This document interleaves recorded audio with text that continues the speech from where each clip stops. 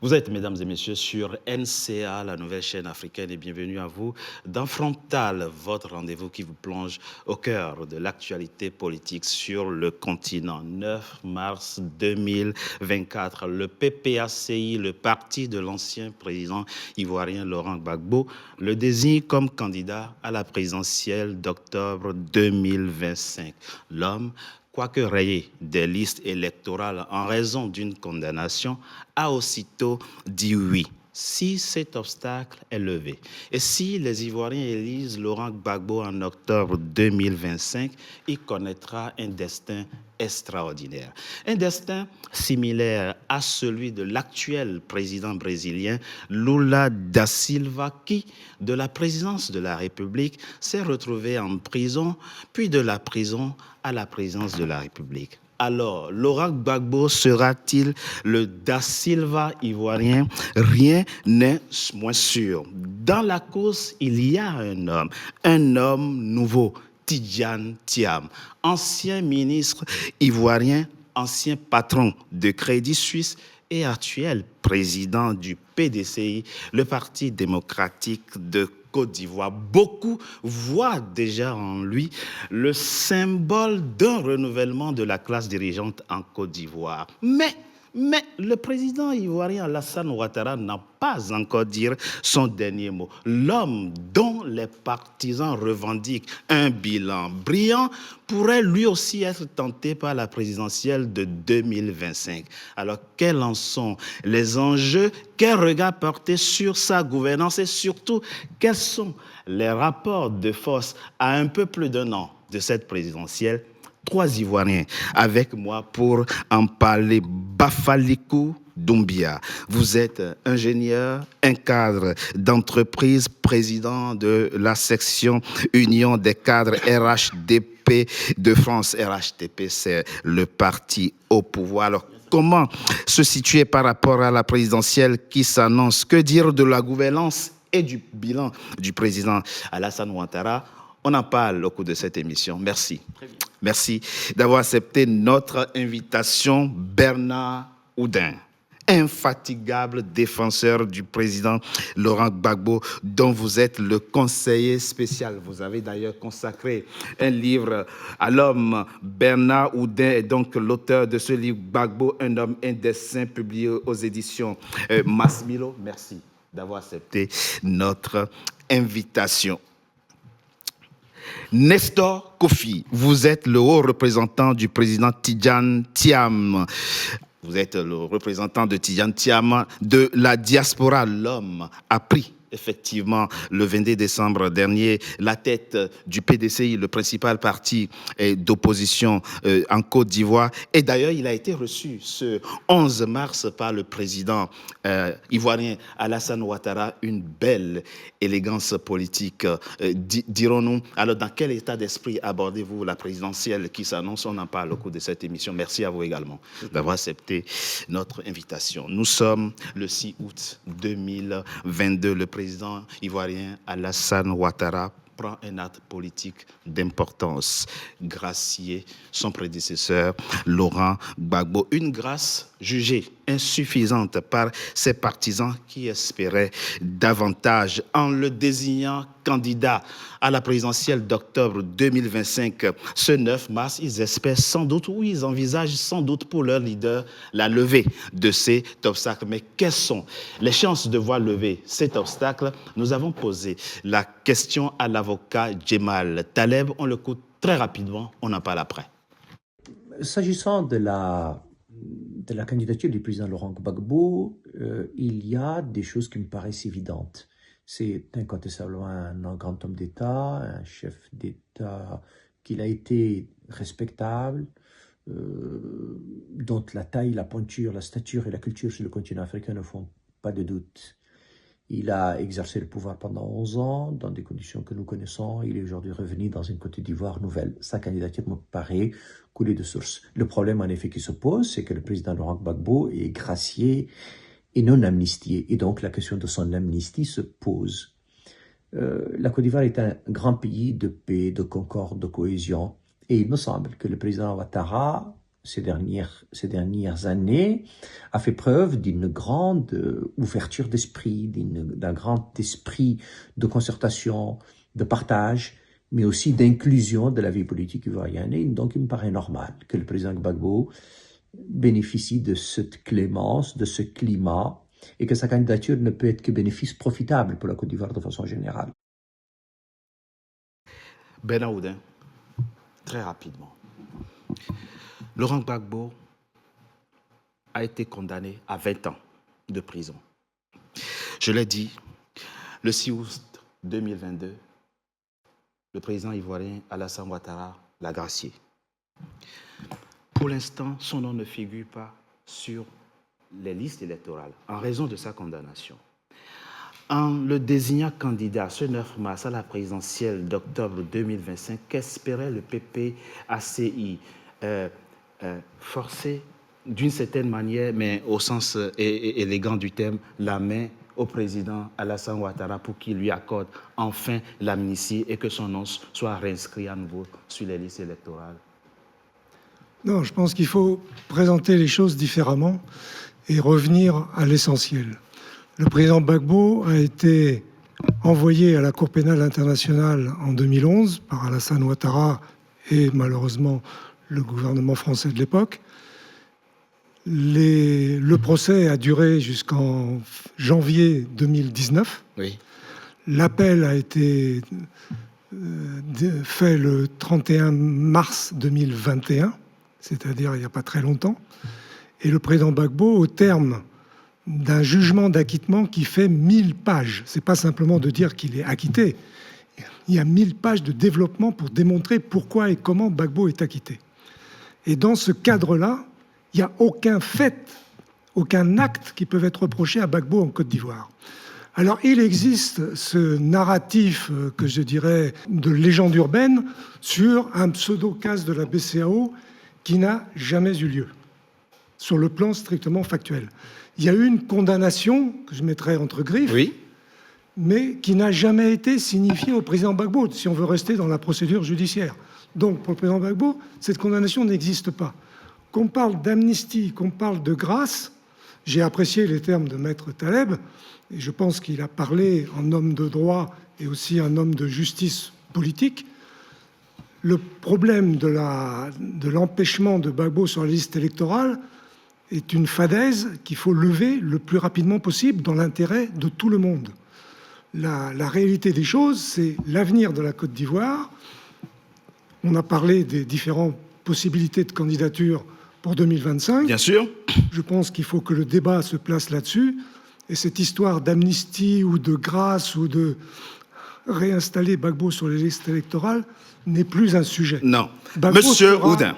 Monsieur Gbagbo sera candidat et aux Ivoiriens de désigner qui ils veulent comme président. On va dire les choses clairement. Je l'ai dit très clairement. Et méthodiquement. Et les débats anciens, on ne va plus revenir là-dessus, sinon ça ne nous fait pas avancer.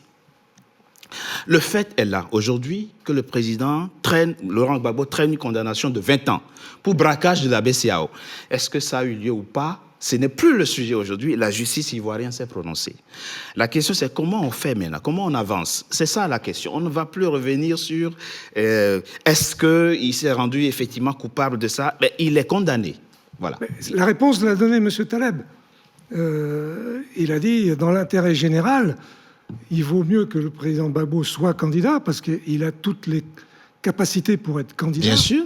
Et il a les capacités, dans le cadre de la réconciliation nationale en Côte d'Ivoire, oui, ce problème qui peut être un problème qui peut se décortiquer juridiquement pendant des jours et des jours, oui, l'intérêt de la Côte d'Ivoire et du président de la République actuelle, oui, qui est le garant de la Constitution, donc le garant du droit en Côte d'Ivoire, c'est d'aider à ce que le droit fonctionne. Oui. Donc, dans ce cadre-là, oui, qu'il acquitte, et je lui donne un moyen très simple, c'est que dans le cadre de la loi d'amnistie, le président Gbagbo avait été exclu avec Charles Blé Goudet de cette loi, oui, au seul prétexte, qui est dans le document d'amnistie, qu'ils étaient sous l'empire de la juridiction de la CPI, et que la Côte d'Ivoire ne pouvait pas se substituer à la CPI.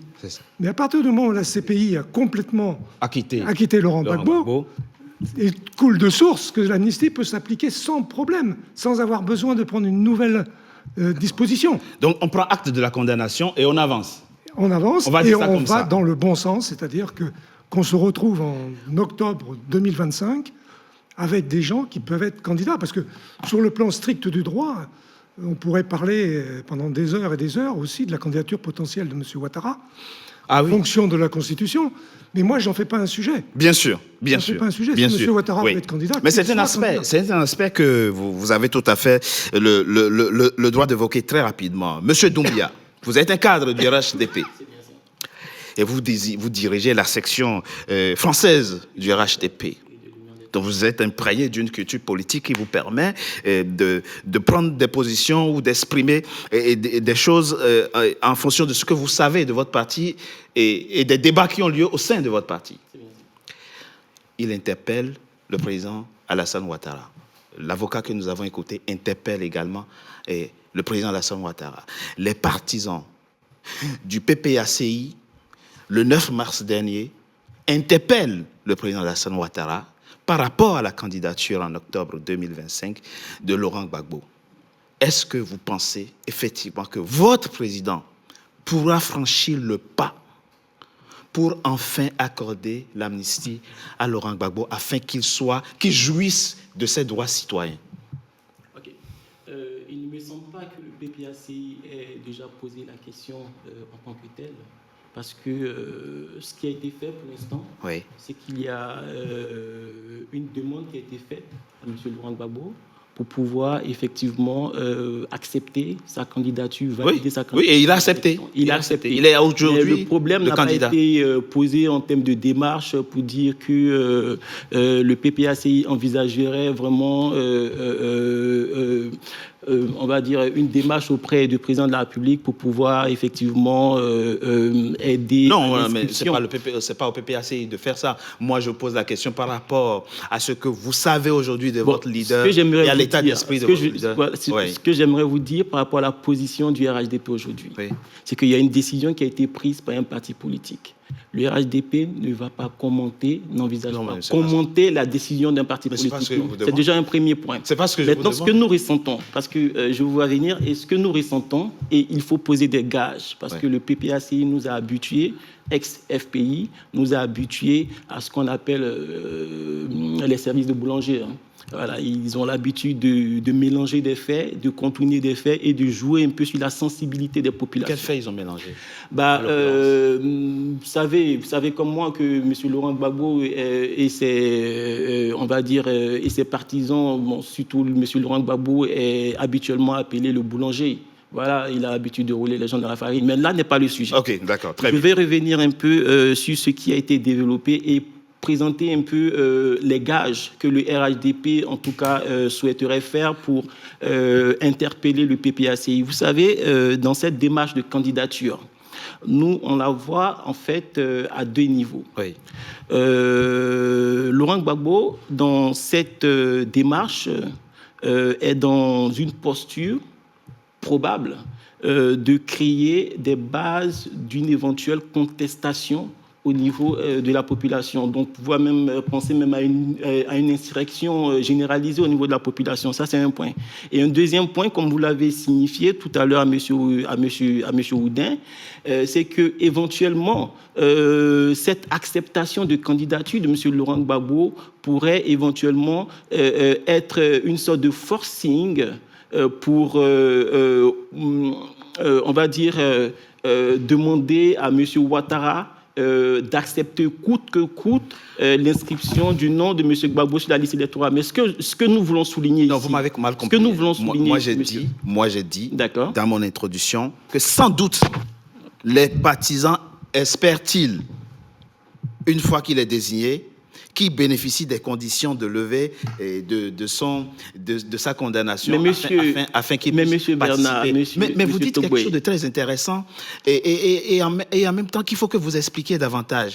Ce n'est pas Laurent Gbagbo qui a demandé aux gens de le lire, ce sont, d'après ce que nous avons vu et compris, ce sont les partisans Enfin, du moins, le comité central. Le comité central, comme on central. Dit, oui, mais on sait que c'est le PPACI, ce sont les organes décisionnaires du PPACI qui, effectivement... Qu'est-ce que vous voulez dire? Vous voulez leur reprocher quoi? En fait, nous... C'est Laurent Gbagbo qui... Nous, on ne souhaite pas commenter leurs décisions, mais simplement interpeller sur les conséquences de cette démarche-là. Parce que là... on a l'impression qu'ils veulent en fait forcer les choses et nous donner des leçons. Mais ce que j'aimerais rappeler, c'est que c'est un sujet juridique qui est en train d'être transformé en un problème politique et qu'il, selon le PPACI, souhaiterait avoir une solution politique à ce problème-là. Mais c'est un problème juridique, déjà d'emblée. Maintenant, le risque auquel on s'expose peut être grave pour la Côte d'Ivoire. Vous voyez? Mais nous, aujourd'hui, au RHDP, on essaie de se concentrer sur l'argumentation qu'on pourra mettre en place pour pouvoir effectivement demander la candidature de notre candidat naturel, qui est le président. Très rapidement, avant de passer à Monsieur Kofi, vous avez bien vu comment j'ai demandé qu'on suive dans cette émission le postulat du respect de la justice de Côte d'Ivoire et des institutions de Côte d'Ivoire. Absolument, il n'y a que ça. Voilà, il n'y a que ça. C'est pour ça qu'il y a un code électoral qui définit clairement comment est-ce qu'on peut être candidat en Côte d'Ivoire. Donc, et il faut s'y soumettre. Très bien. Voilà. À partir du moment où, puisque vous fustigez chez le président Alassane Ouattara, gracie le président Laurent Gbagbo, c'est-à-dire empêche son prédécesseur d'aller en prison, qu'est-ce qui l'empêcherait de faire en sorte qu'il puisse jouir de ses droits civiques et politiques et donc voir son nom inscrit sur les listes électorales? S'il n'y a pas de calcul politicien aussi de votre côté, qu'est-ce qui peut l'empêcher? Non, M. Togbe, écoutez, Alassane Ouattara, le président Alassane Ouattara, n'a pas attendu un appel du PPACI pour pouvoir gracier Simone Gbagbo. Le président Alassane Ouattara n'a aucune leçon à recevoir de la part du PPACI en termes de gestion de la vie politique ivoirienne. Vous savez, cette démarche, elle est... dans ma lecture, dans notre conception des choses, nous, on ne la commande pas, mais en fait, on souhaiterait poser des gages, comme je l'ai dit, parce que y a un fort risque, en fait, qui va se présenter avec ce problème-là. Donc, pour revenir, en fait, sur le sujet, c'est que Alassane Ouattara est un héritier d'Houphouët-Boigny et il agit en temps et en heure. Alassane Ouattara n'a pas attendu Laurent Gbagbo pour pouvoir libérer les prisonniers. C'est vrai. Absolument. C'est vrai. Et il n'a pas attendu Laurent Gbagbo aussi pour pouvoir autoriser, on va dire favoriser l'obtention du passeport de Charles Blé Goudé pour qu'il puisse rentrer au pays. Et même Laurent Gbagbo, quand il rentrait au pays, il a été très bien accueilli avec sa famille et Alassane Ouattara n'a pas attendu son appel pour pouvoir effectivement favoriser tout ça. Donc on n'a aucune leçon à recevoir de la part du PPACI en termes de gestion de la vie politique. Ils étaient en droit d'obtenir leur passeport. Ils sont des citoyens ivoiriens. On ne va pas quand même faire d'eux des apatrides. Oui, mais... Donc leur accorder leur passeport, ce n'est pas une faveur, c'est un droit citoyen. Mais qu'est-ce que vous dites de la sécurité, monsieur? Qu'est-ce que vous dites de la sécurité? Ça c'est une chose. Et là encore, leurs comptes ont été gelés. Monsieur Laurent Gbagbo, que j'ai vu effectivement aller voir les déguerpis à GESCO. Oui. Mais quand vous voyez Laurent Gbagbo, pour ces déguerpis-là, pour ces populations qui sont dans le besoin, milliardaire qu'il est, mais qu'est-ce qu'il a fait pour ces populations? Et je vous rappelle encore, en 2020, dans 2002, quand il y a eu l'insurrection, on va dire l'attaque qui a favorisé la rébellion et le découpage du pays en deux. Oui. Mais Laurent Gbagbo, c'était sous Laurent Gbagbo qu'on a eu en fait le balayage systématique des bidonvilles en Côte d'Ivoire. Ça veut dire quoi?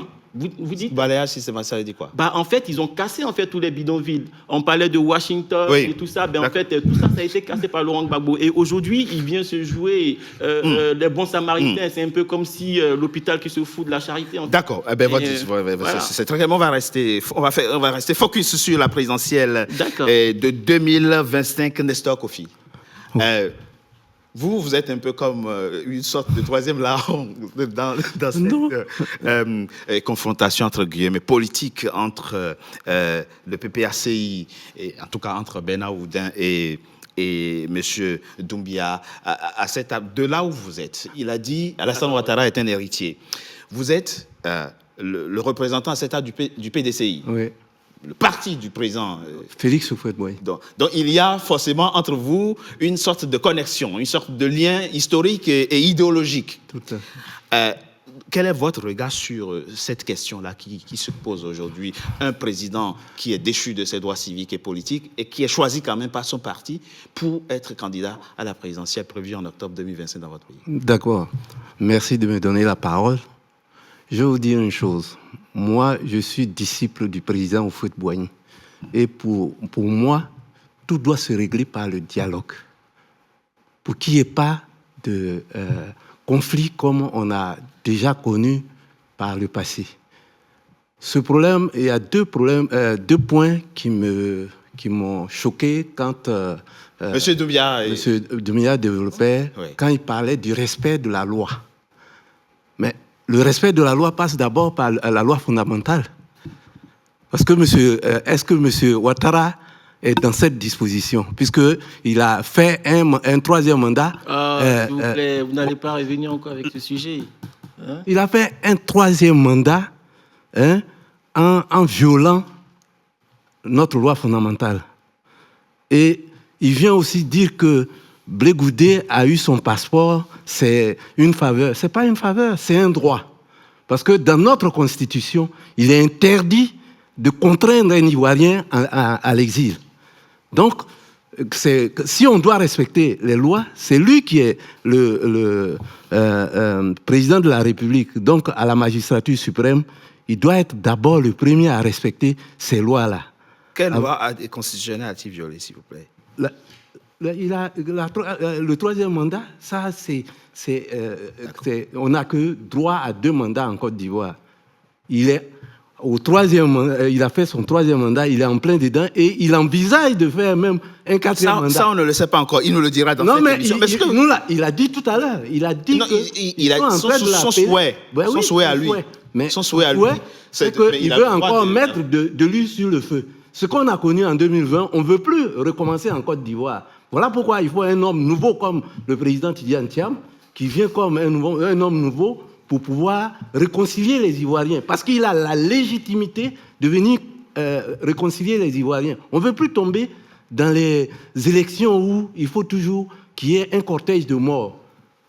Une élection, c'est un jeu démocratique. Et le jeu démocratique passe par le respect des règles et des lois qu'on se donne librement. Donc, moi, je ne peux pas comprendre qu'on vienne me dire que aujourd'hui, alors que une justice supranationale pour le même fait a rendu sa décision... Non, pas pour le même fait. C'est pour les mêmes faits. Non. Il a été déporté. Il faut clarifier les choses. Hein. Oui. La CPI n'a pas été saisie par cette histoire de braquage de la BCEAO. Hein. La CPI, les compétences de la CPI concernent des infractions ou des incriminations spécifiques. Génocide, crime de guerre, crime contre l'humanité. Oui. Mais tout ce qu'ils ont dit, ça a été balayé. Oui, ça oui. De la main. D'abord, c'était une injustice. Parce que si quelqu'un n'a pas commis une faute, qu'on le déporte, et que 10 ans après, il est acquitté, moi, je pense que pour aller, dans la paix en Côte d'Ivoire, parce que le président Houphouët dit, la paix, ce n'est pas un vain mot, c'est un comportement. Et il faut une volonté politique. D'accord. Essayez de clarifier votre réponse par rapport à la candidature de Laurent Gbagbo et à la position qui doit être celle du président Alassane Ouattara et relativement au souhait des militants du PPACI, c'est quoi? C'est quoi votre question? Vous dites, moi, je pense vous ne voulez pas que... Enfin, du moins, vous dites, la candidature et voir le président Alassane Ouattara candidat, c'est mettre de l'huile sur le feu, pourquoi? Moi, j'ai dit, dans ces conditions, il faudrait que les élections soient ouverte à tout le monde. Ah d'accord, très bien. Donc il faut qu'on aille jusqu'à accorder l'amnistie. Il faudrait qu'il y ait Laurent Gbagbo. Que ce soit, si M. Ouattara, tant est que M. Ouattara doit se présenter, ça doit être ouvert à tous.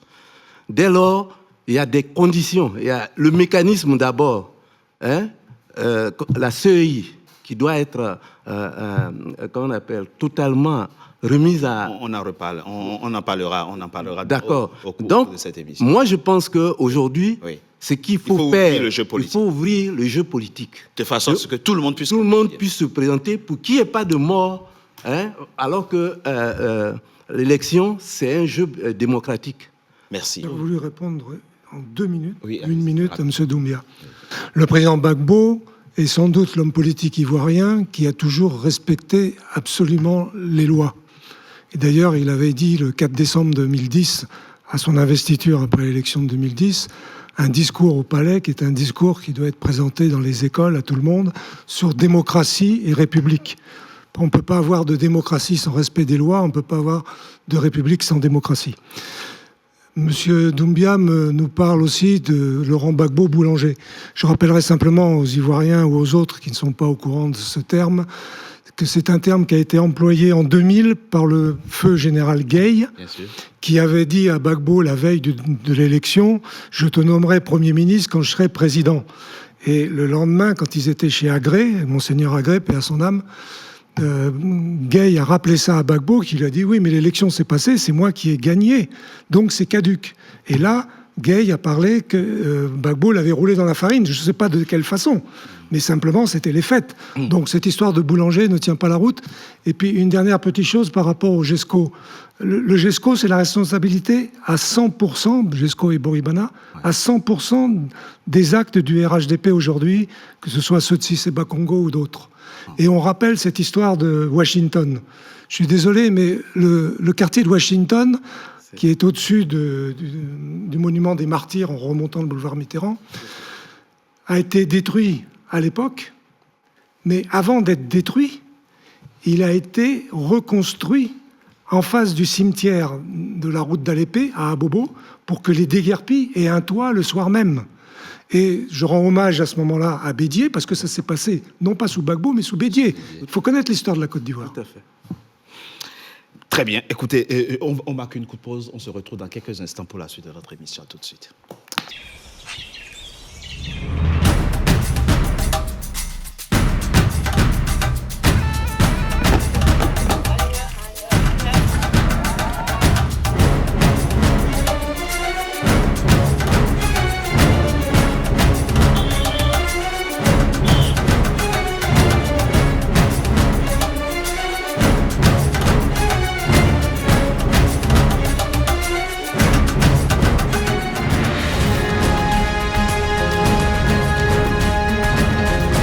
NCA, la nouvelle chaîne africaine.